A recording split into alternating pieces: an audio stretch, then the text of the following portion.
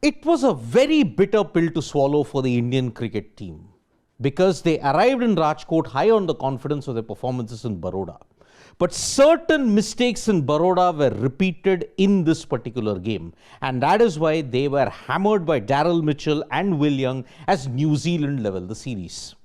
Now, after the game, Niranjan Shah came for the press conference, and in that, certain things were highlighted about the bowling, about the workload management, but most specifically, the most important answer that Niranjan Shah gave was on Rohit Sharma. Now remember, Rohit Sharma in the last two games that he's played, he's actually not set the stage on fire. Baroda and even here in this game in Rajkot, he struggled to rotate strike. The kind of stroke that he played kind of gave you flashbacks of 19th November 2023. But at that time, he was in flow. Why is Rohit Sharma not playing aggressively and why is he not going for big strokes and scoring freely? Niranjan Shah mentions why is Rohit Sharma playing in this particular way in the first two ODIs.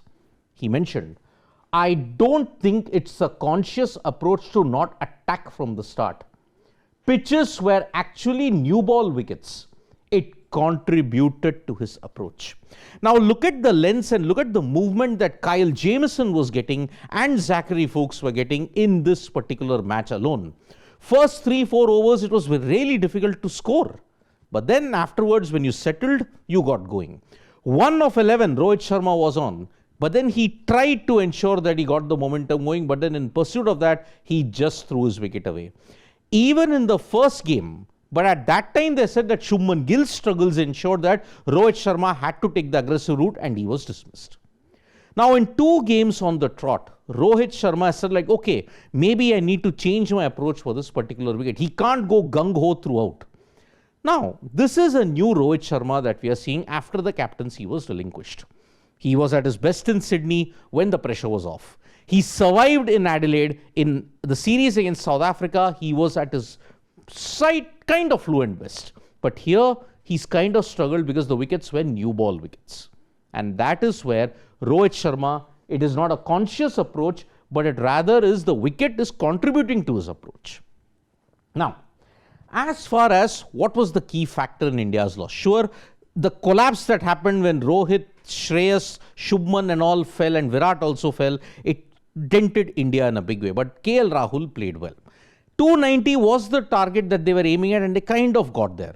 But the catching and the bowling, especially the way how they couldn't manage their lengths, was the one key factor. And that's where Niranjan Shah mentioned, want to bowl a little bit better than we did tonight, particular spinners, like you say about the lengths.